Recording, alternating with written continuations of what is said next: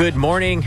Welcome to the Skinny for Friday, March 6th. My name is Ray Rowe. I'm the editor-in-chief at Tampa Bay's locally owned alt-weekly Creative Loafing.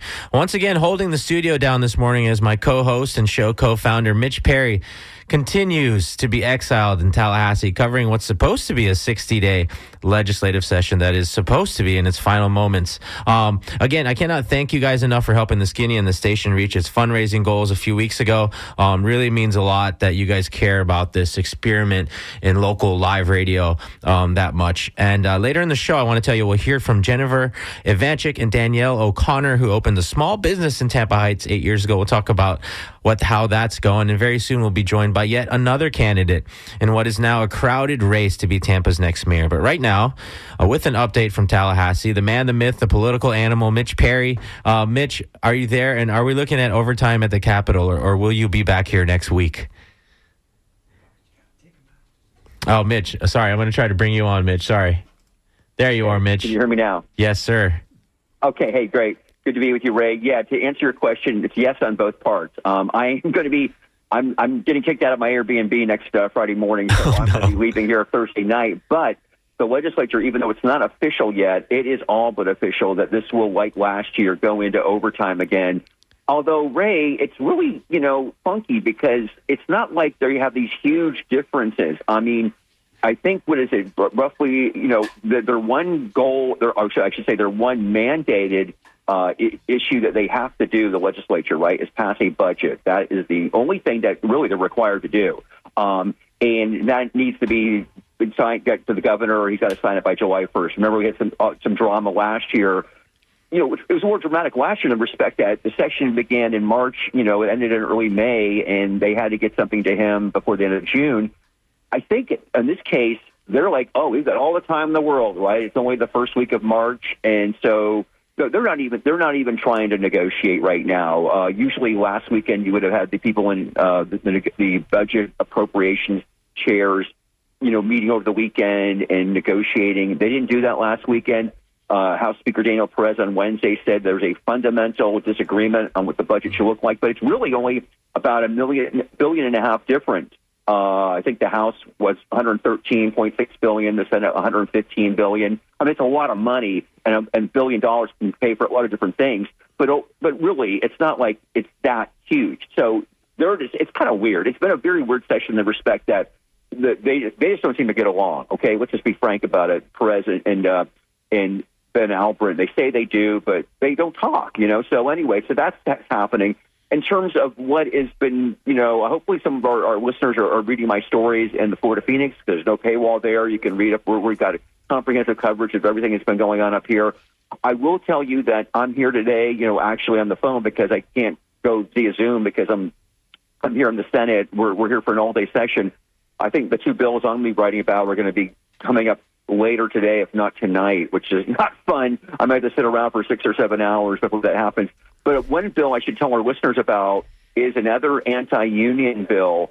And, this is very true. What's interesting, Ray, is when some of these bills maybe won't pass, right? You have a supermajority. So it's not like you have an equal amount of Democrats and Republicans, and you could have a really, interesting policy debates on this stuff. Republicans, what they really want to do most of the time, they get through because they just have overwhelming numbers of more legislators than the Democrats do. So there's occasionally those bills, though, that the Republicans, they just hear a lot from their constituents and their particular issues that affect their voters that happen to be, quote unquote, maybe more liberal issues.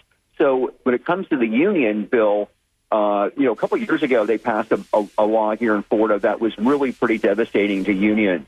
That's where it made it where there was no longer automatic, what they call deducting dues, right? They stopped automatically deducting dues from members' paychecks.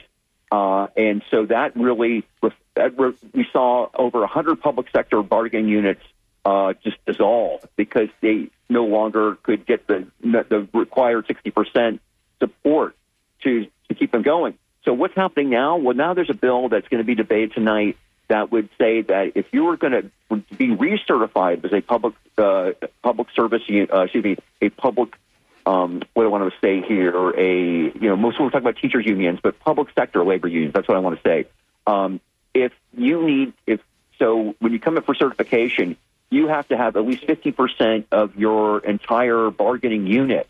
So if you've got 5,000 people in your unit, it's not like you have to get the vote is 50%, although it ultimately will be, but you have to have at least 50% of your people voting on it.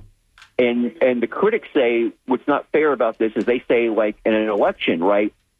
It's whoever wins by the people who voted, not the number of people who actually are registered to vote. So Ron DeSantis beat Charlie Crist a couple years ago by 19 points.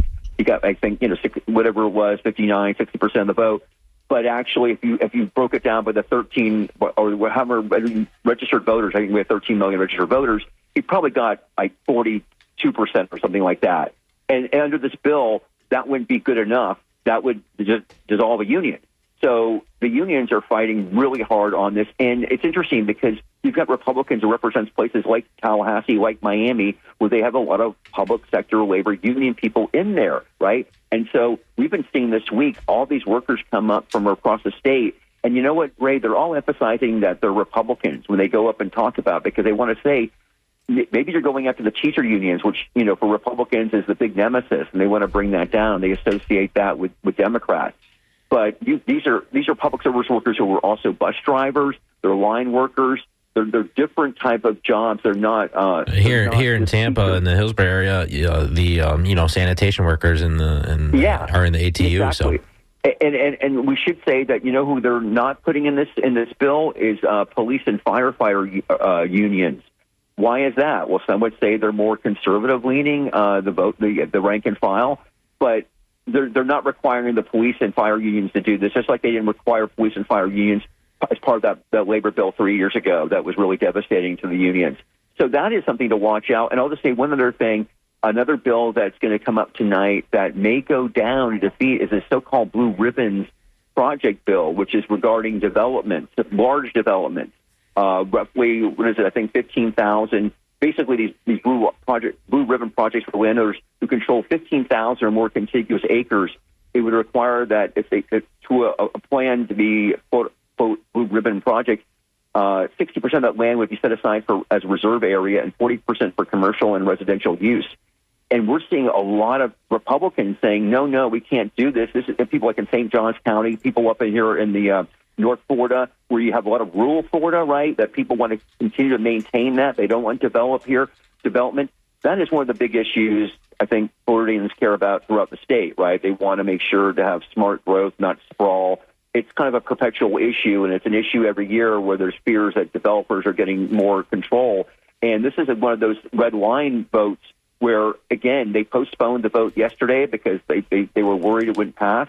And now it's going to come up tonight, and so you might see that go down. And that's just really interesting when you see enough Republicans band together with Democrats on certain issues here, because it doesn't happen that often. The Democrats are really, like they do every year, are taking it the shorts, man. Like they're just really getting beat up. It's kind of sad to see because they are in the super minority here. And so, it's a very Republican legislature. It's a very Republican state now, Ray, and it's kind of, that's the way it's working here. So one more week to go. But like I say, I will be back next week. I promise you that. I will make sure to leave here Thursday night.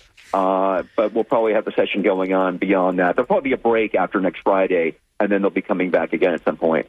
Right on. Mitch Perry, thank you so much for joining us here on The Skinny. Second to last week in Tallahassee. Another session over. Do you get emotional when they end, Mitch? There's some fun parts to it, I will say that, but I'm looking forward to getting back to Tampa Bay. That's awesome. Can't wait to see you. All right, take care. Thanks. And by the way, I know we have Steve from Largo with a question about talking about beaches. We have talked about beaches quite a lot. We actually had Charlie Justice here the other day talking extensively about the beaches, and I'm sure we'll have him back soon when Mitch gets back in town. But right now, I want to remind people, remember last week, this was a crowded room, and we even had one person in a Zoom room, and they were all candidates in Tampa's mayoral race, which now has 8 people in it because there was a withdrawal from one candidate, Kadim Abdi. Well, on Monday, after our show, another person hopped in. That person, Terrence Sabia, is an urban planner and assistant dean at the University of South Florida, and she's here with us today at The Skinny. Taryn, welcome back to WMNF and The Skinny, actually. Thanks, Ray. It's great to be here. Yeah, last time you were here, we were breaking down a debate or discussion between candidates in the special election for Tampa City Council's District 5 seat. It feels like forever ago. I think it was, November? No, it was, she was sworn in on Halloween, so it would have been around then. Nia Young was the eventual victor in that race. And by then, some folks, that was the first time I'd met you, they had mentioned your name as a potential for this mayor race because it's Tampa and people talk to each other all the time. And I can't remember if I asked you on or off the air about your plans. And I know this decision is really the last thing you could do as in all your work towards bettering Tampa. But when did you seal the deal on this choice here, and how long have you been thinking about it? Well, we've been thinking about me running for mayor in my family and close circles probably for the past decade. But in terms of the real decision-making and the due diligence as to whether or not this election would be the right time in 2027, we made that decision about a year and a half ago. And we've been working behind the scenes even before that, trying to make sure we had our ducks in a row, and also talking to folks throughout the community to see what some of their big issues were and if, in fact, my set of skills and expertise and background would be a good fit for right now. And we determined that it would be. In that process, my husband and I also talked to our kids. We wanted to make sure that they felt comfortable and that they were on board because this is a family endeavor. Even if I'm the face out in front, they will all be impacted. The kids said that they were surprised we hadn't done it yet.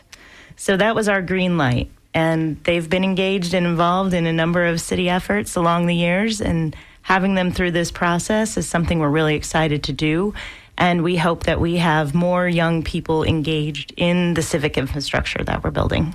Yeah, I should mention that you walked from your home in Tampa Heights to file your paperwork, and I ran into you guys and met you guys over at Supernatural where you're having the donuts. And I did talk to your daughter, Tessa Fritz, 16 years old, and I asked her about, what it was like to see your mom run for mayor in that moment, and she described telling you, "Oh, why'd you wait so long?"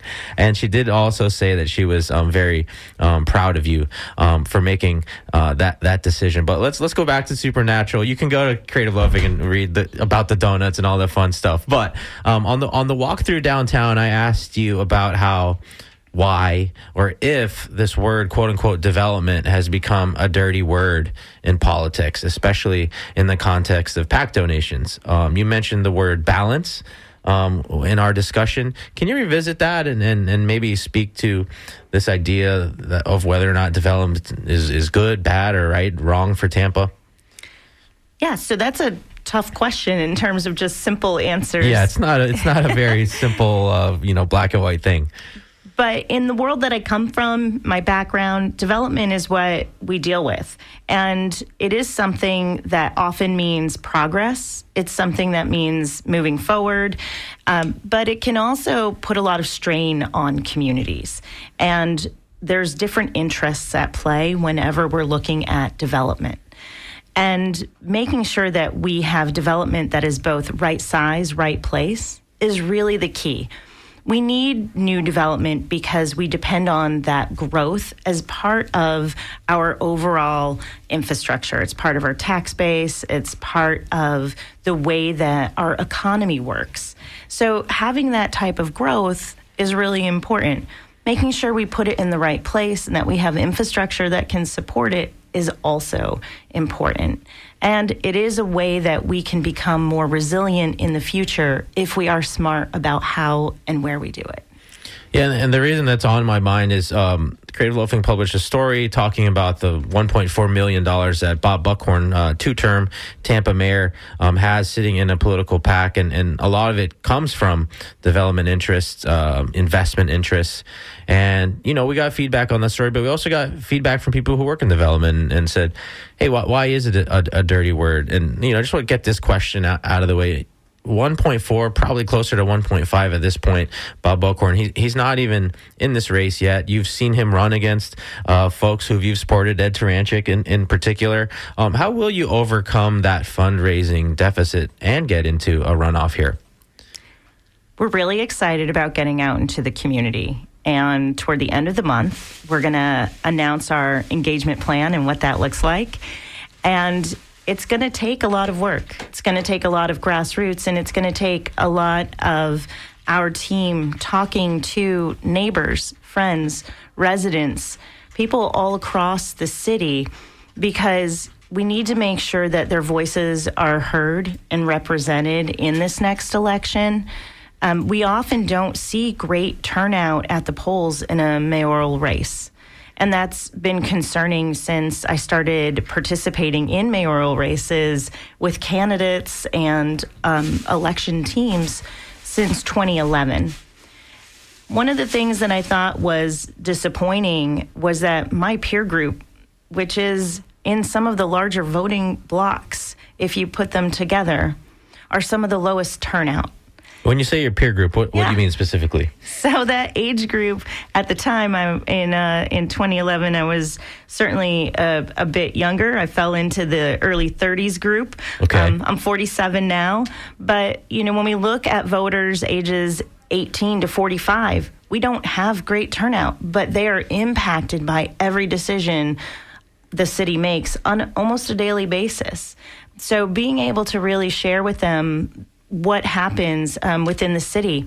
And some of them have time to be engaged and others don't. It's really difficult for younger families to have that extra time to be engaged in the political arena or within the different civic opportunities that we have. And we're hoping that we can reach those groups, because it would be an enormous difference to have their voice participate and to be able to include them in decision making.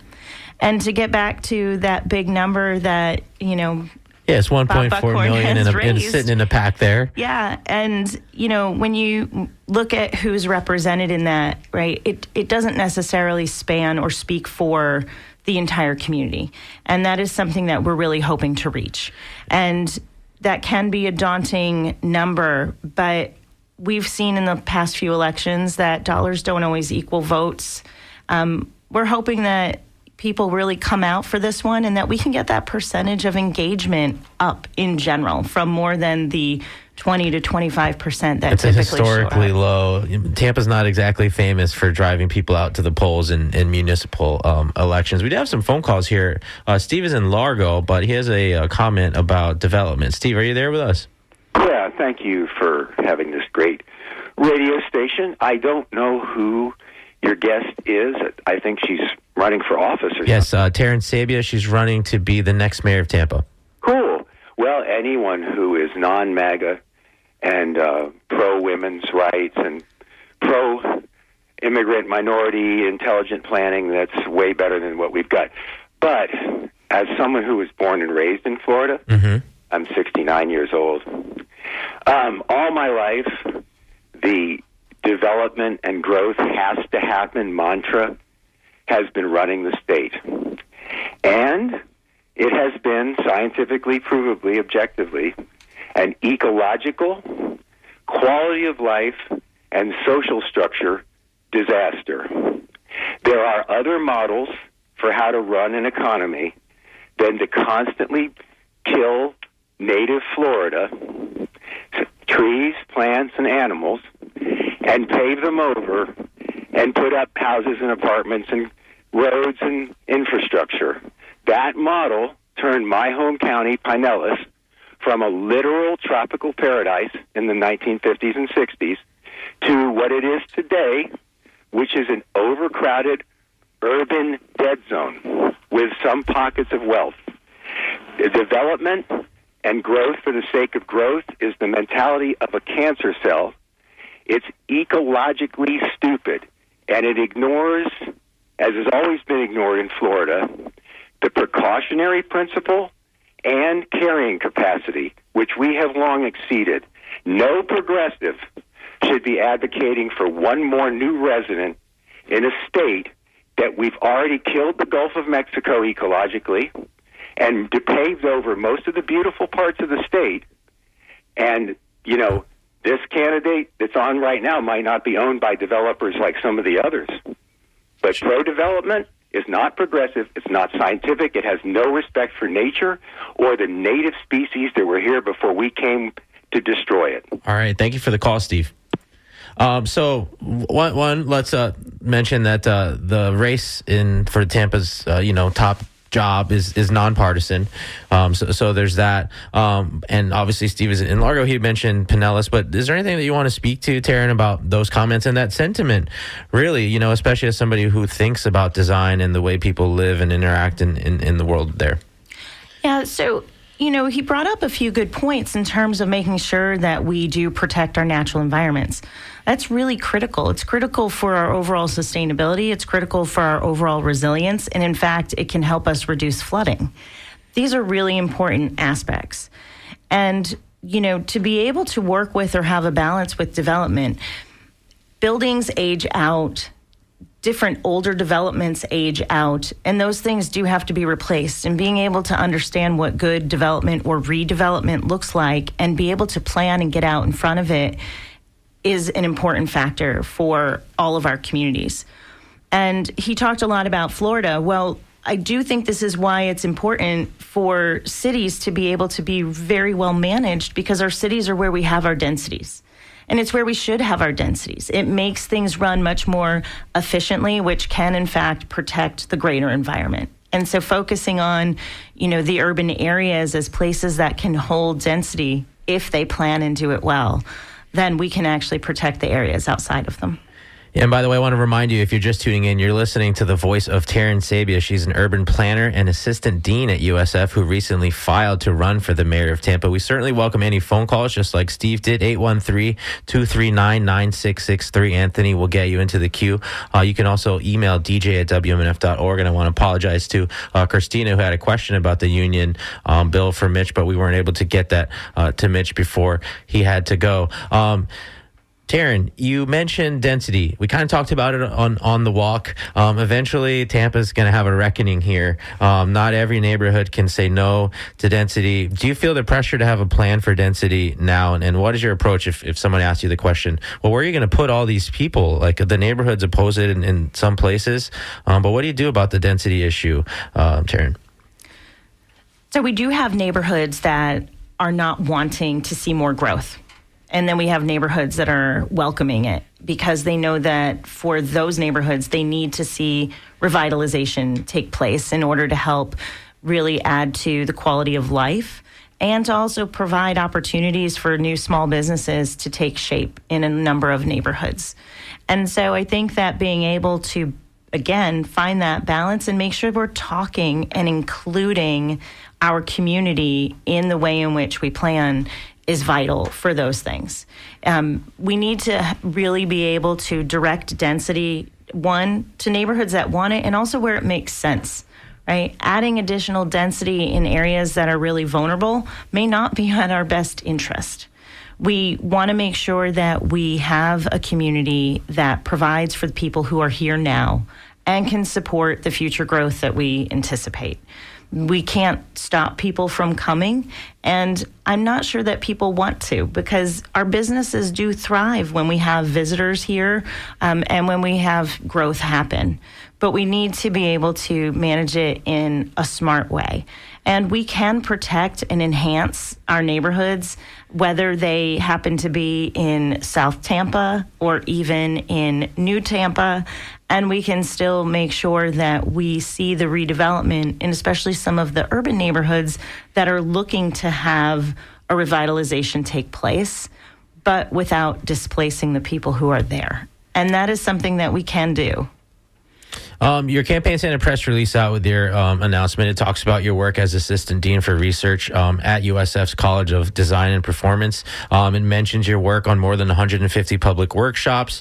We've talked about that a little bit on your walk, all these community things that you've done. But it also talked about something, we didn't get to talk about this on Monday when you filed, your work with more than 30 mayors across the country on community-driven planning. Can you expand on those interactions with these executives, these mayors across the U.S.? What did you notice about them, their administrations, that you would bring or not bring to yours? That's a great question. I had the opportunity to host 3 separate sessions for the Mayor's Institute on City Design. It's a fabulous organization. They work with the U.S. Conference of Mayors, and in fact, 2 of our previous mayors have participated in their different workshops, sessions, and events.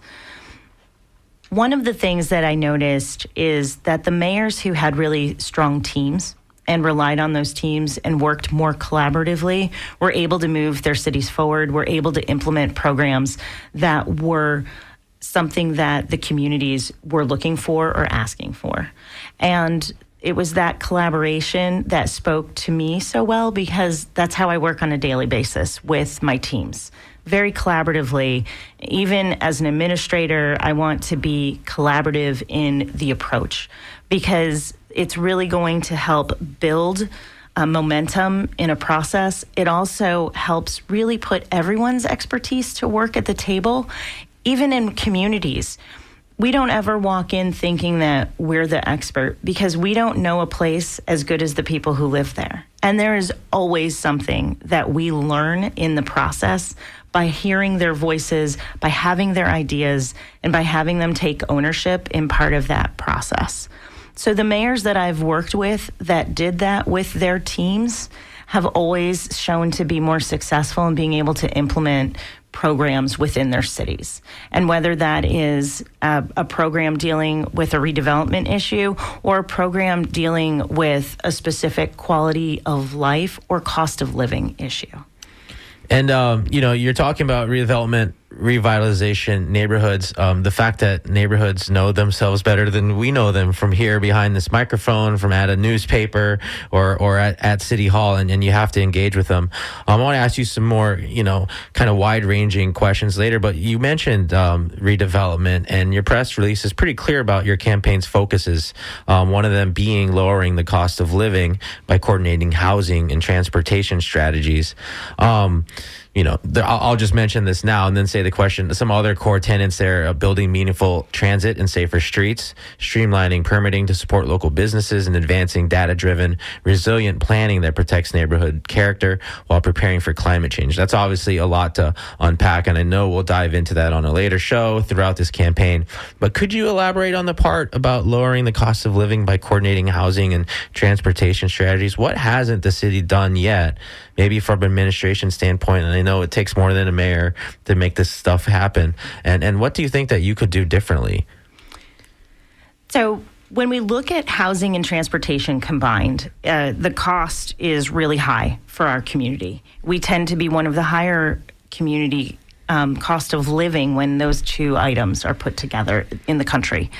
And that's worrisome for a lot of families. And when we also look at the ALICE data, and I'll get a little technical for a short time. I think there's a lot of nerds tuned in at this point. Excellent. Get in there. Okay.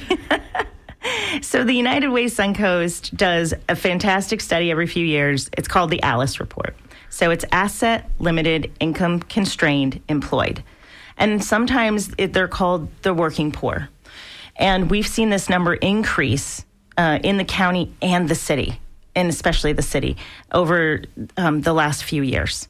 We are now sitting at 47% and nearly 50% of households in the city of Tampa below the ALICE line. So that means that those families are struggling to meet essential costs: housing, food, childcare. And that means that those homes for those residents might struggle if the car breaks down or if someone gets really sick in their family. And they're certainly not going to be able to afford to replace their windows and harden their homes in preparation for hurricanes. Even with the MySafe Florida program, there's still a large gap for our families who might want to harden their homes, but they're not going to be able to come up with either the matching funds that are required, or they may not qualify at all because they make a little more than the 80% of area median income to qualify. But they're still going to be below that dollar amount that they need to live comfortably. And this is the number that we see growing. And that's a concern because that number has been growing over the past 2 decades. And I'm sure there's a lot of people listening who are maybe feeling that themselves. And so if we can really start planning housing and transportation together, and we use our land use strategies as one component, it can help reduce costs. It can help reduce trips, and it can help reduce reliance on having to have so many automobiles within one household. And so those are some of the things that we can plan towards. We've seen, recent planning efforts move toward this direction. We really need to do a lot of education in our community, so that way everyone understands what and why things might be changing, or how policy can actually impact the amount of money they're spending on a monthly basis. I don't want to get in the weeds on this, but how eagerly awaiting are you the results of the comp plan update and stuff like that? Where does that sit in your mind? It's at the forefront for me. Okay. I was at the council hearing, where they were, approved to transmit, and the plan for having identified those corridors is important. It's important for a number of reasons. And I know that there were neighborhoods that are not wanting to see more growth or density in the development areas around it. But having a more connected city actually will help us be more resilient, both through a cost of living component and as well as being able to manage those major storm events. And that is something I think is really important. Incorporating more of the data that we have for future flooding is going to be really critical. We haven't really incorporated it yet, and the data is something I'm really familiar with because my team is the one who has modeled it for the county. So we know where flooding is going to happen. We have an idea of potentially what those risks look like. And if we can plan housing and transportation around that, then ultimately we can help lower those costs too. Some of the other programs the city already has in place for housing and rehabilitation grants and things like that can really have a potential to be restructured to help residents be able to harden their homes. We can refocus some of those funds, and we can help those families prepare.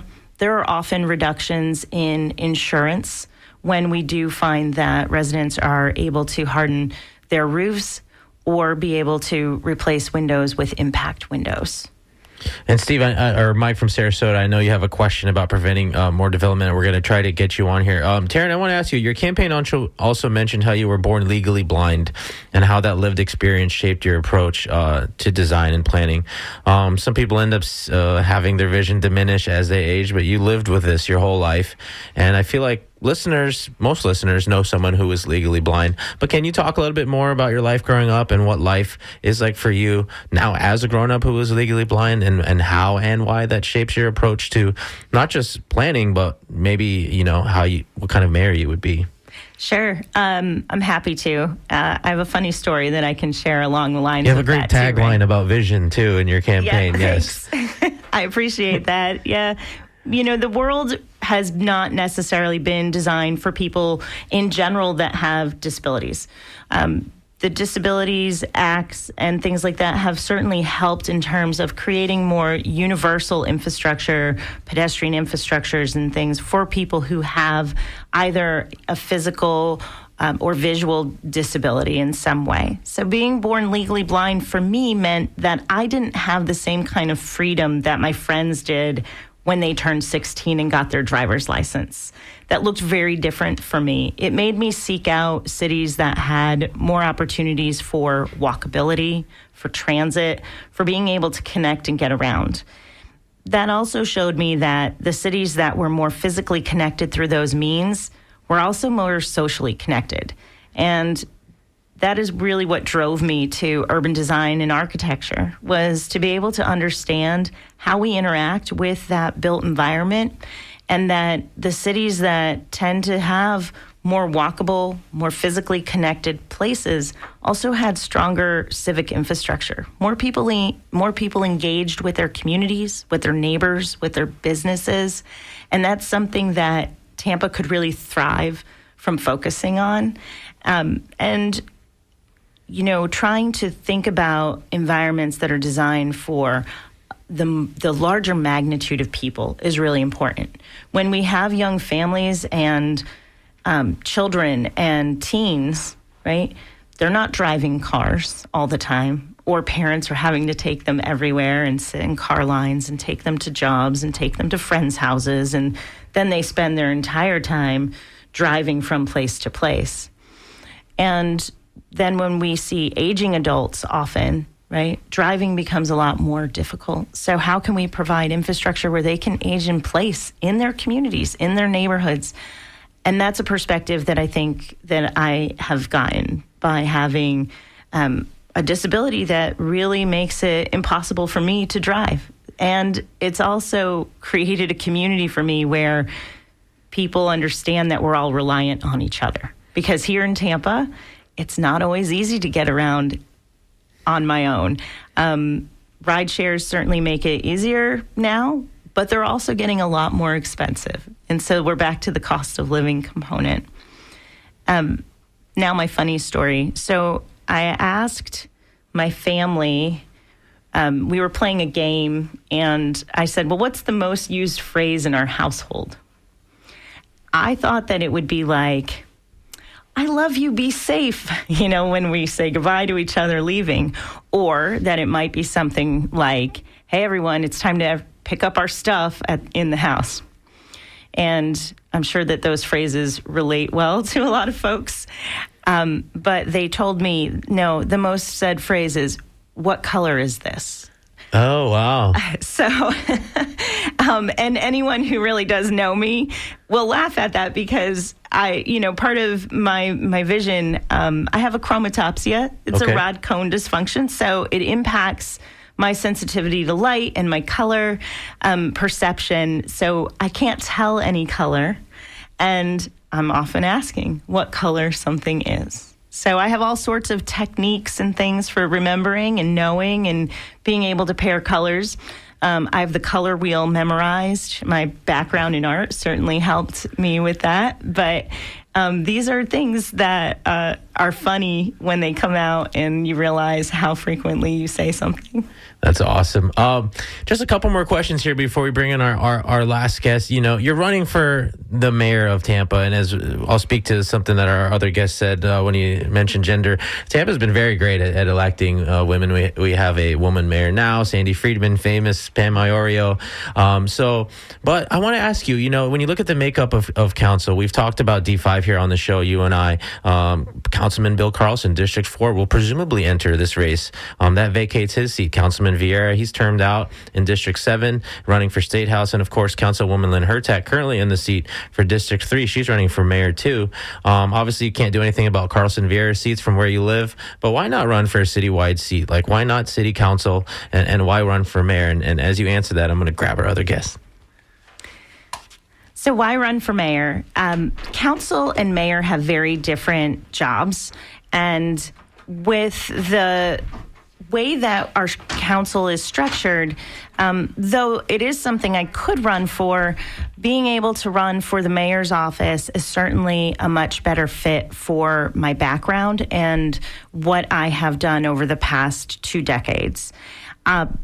My experience in the city and being able to participate with former council members, working with them on a number of different efforts, ordinances, committees, serving on my civic association, serving on the Tampa Heights CRA Citizen Advisory Committee, and also having written and worked with a number of plans that have been partnered with the city of Tampa, and a number of departments that I've worked with in the city of Tampa have really made it apparent to me that the mayor's office is really where we can make the most change happen.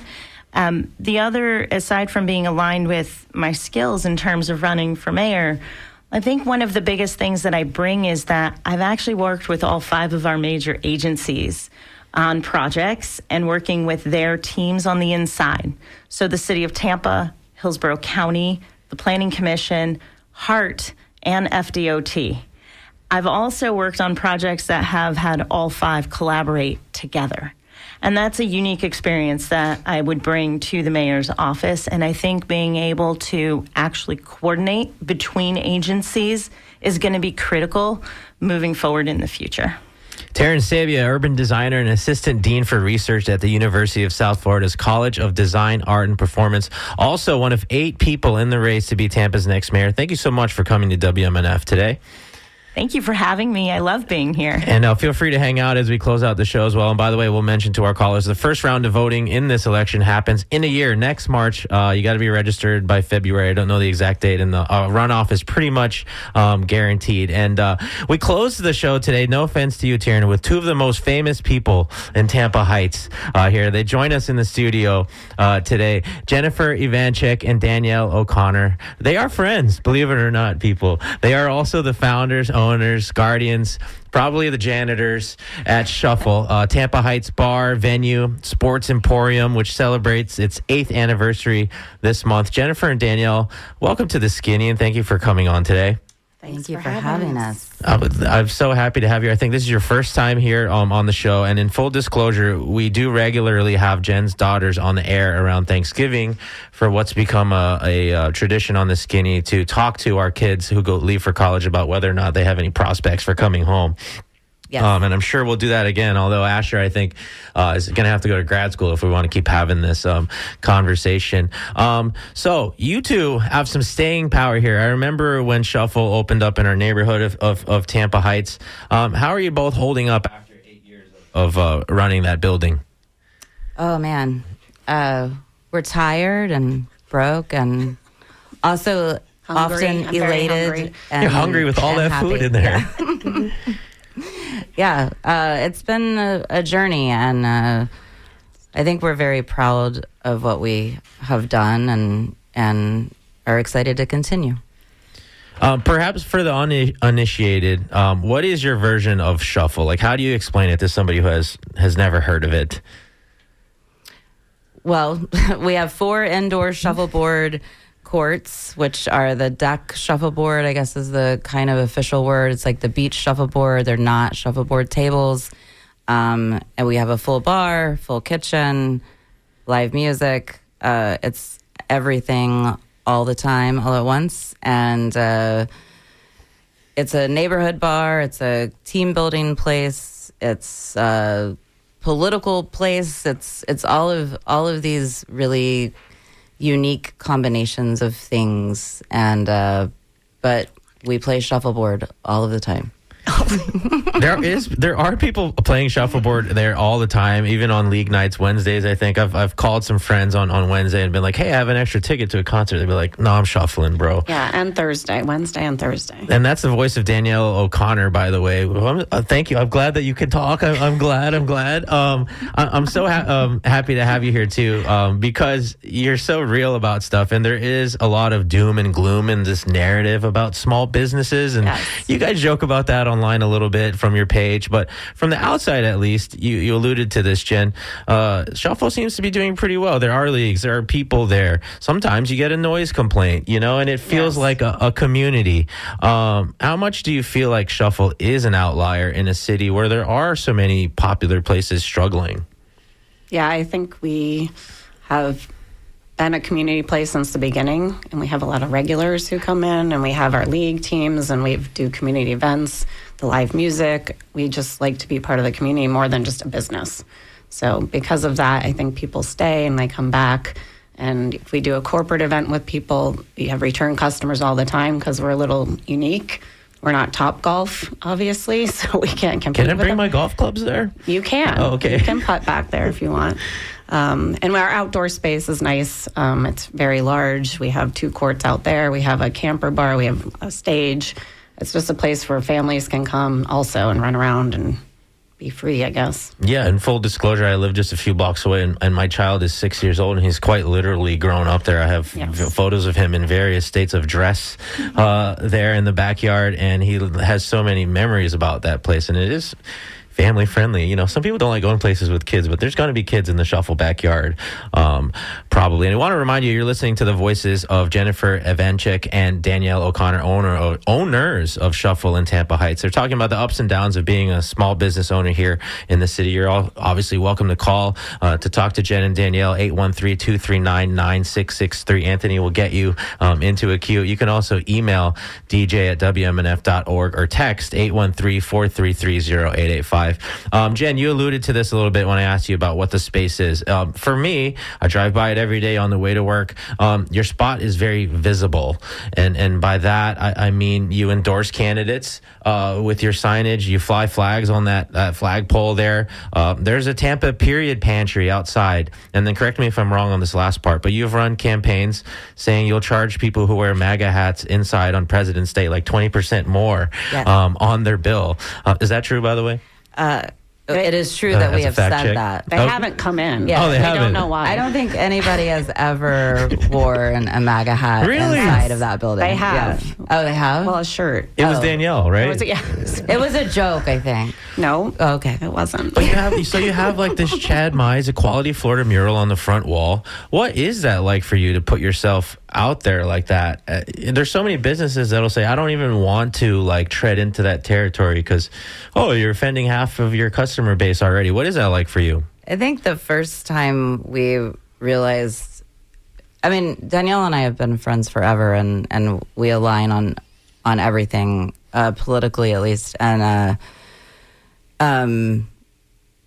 there was an incident, I think, with a beer distributor, and there was like a domestic violence thing or something, and we had just opened and we had some of their kegs, and there just wasn't a question of what we were going to do with those kegs. And we put those kegs on and we donated all of the money to the spring, and it was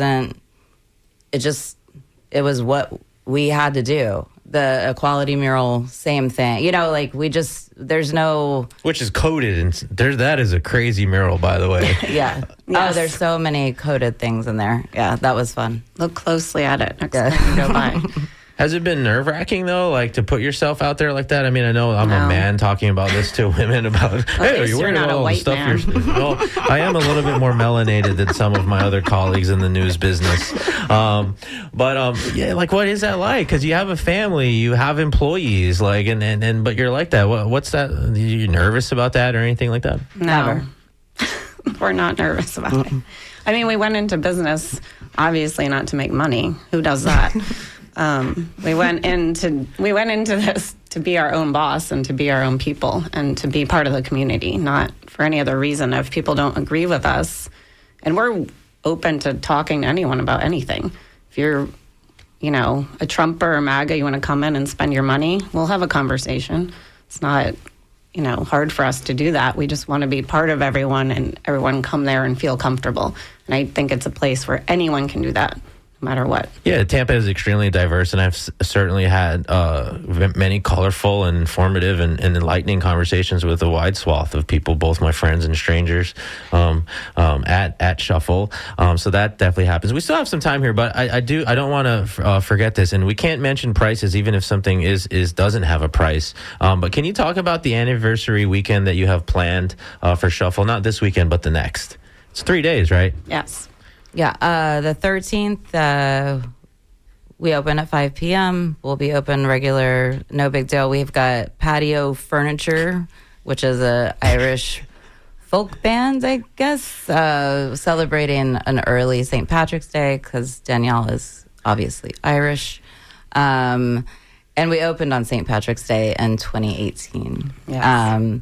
Saturday is the big night. We've got Adam Randall, Christopher James, Foxlayer, which is one of our host bands and now she's a UCF, and she started a band at UCF, or is in a band. I don't know if she started it or not. But and then Jasmine's Way and Phoenix Wilder will all be playing starting at 5 p.m. on Saturday. And Sunday is Wu-Tang and Biscuits, which That's is DJ Wally Rios. yes, and it was our first main event that we ever Long-running started Shuffle staple. at Shuffle, and so we're bringing Wally back. Super excited about that. And then in the evening, we're doing a women in music concert with I can't remember. It's Ashley Smith. Ashley Smith and the Random Yeah. Occurrence. Yes, not Okay. a bad deal there. Astro, yeah. Yeah, June Bunch, Okay. Boycott, Melissa Grady, and Deb Ruby. That's right. June Bunch been on the station a whole bunch. Sorry about that. I really did not mean to do Sad that. jokes. Melissa Grady, very active in the community. Boycott, obviously featuring some younger folks who come out of that. And Shuffle has been known to be an incubator of creative people for a long time. You guys ran the remix open mic on Tuesdays, which has recently retired, being replaced by DJ DFaz, and he has like a producer night that's kind of starting to take off now, or I don't know how regular it is, but I want to ask you something, because as a neighborhood bar, people get really used to you being around. But I think something that we learn from being in a city for a long time is nothing lasts forever. And you know, I think most leases are like 10 years and stuff. What's the deal with yours? Like, are we looking at like a Skipper's North situation, 40 plus years of Shuffle? Can you endure that and take that? What's it looking like for the future of Shuffle? Will there be a Shuffle 2, expansion, second story, swimming pool? Yes, all of those things. Okay. It's all happening. We don't really know. We do lease the building, and we do have a term on our lease, but I don't think either one of us are ready to give anything up, and everything is a possibility of, moving or purchasing or extending, but we're definitely not rich enough yet to stop.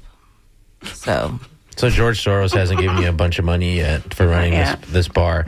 Let me ask you something, because I never get to talk to you at Shuffle, because obviously you own it and you're like busy doing all kinds of stuff. You guys started this thing as, I would just say, best friends, right? And talk to maybe some people who are thinking about getting into business with their best friends. What is your relationship like now? Like, what is 8 years of trying to pay people and keep the doors open and the lights on and the man off your back?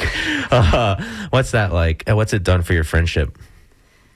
We were told in the very beginning that, like, someone we knew who had opened a business with her best friend said, if you want to lose a best friend, open a business. And I was like, I've been trying to get rid of her for years. Yeah, it worked. So, yeah.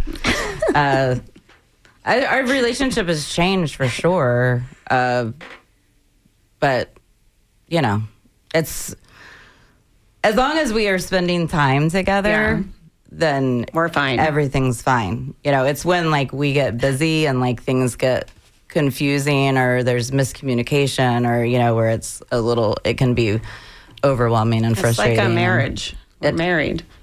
Yes. Legally, like deeper than married, almost, right? Yes, it is. Yes. Jen always Definitely. says it's like, this is more intense than a marriage. It has to be, right? Yeah, it is. Yeah, we're financially bound together in Forever. in a way that is like a marriage. So yeah.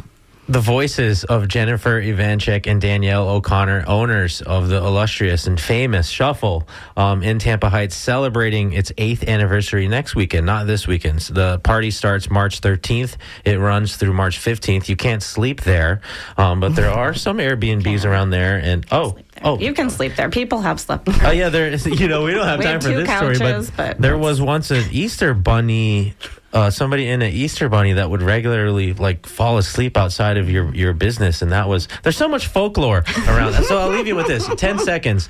You used to market your bar as a vagina forward bar. Is it a safe place for men? Yes, you're Okay. always welcome. We love the Yes. Okay, men, you are allowed to come to Shuffle. And that is all the time that we have today. Taryn Sabia is running for mayor. She joined us in the middle of the show. Thank you so much for joining us there. Mitch Perry from Tallahassee. One more week in Tallahassee before the session is supposed to end. We'll see what happens, but Mitch will be back in the studio. My name is Ray Roa. On behalf of myself, Skip Sassy, Anthony Medor on the boards for us. Thank you so much for supporting and listening to WMNF Tampa. I see K-Tuff from Saturday 70s show subbing in Studio One to bring you art in your ears. So get ready for that as we transition out of news and public affairs into some music and stuff like that. K-Tuff, it's so good to see you. Thank you so much for joining us on the radio here on WMNF Tampa. Please buckle your seatbelts because NPR News is up next.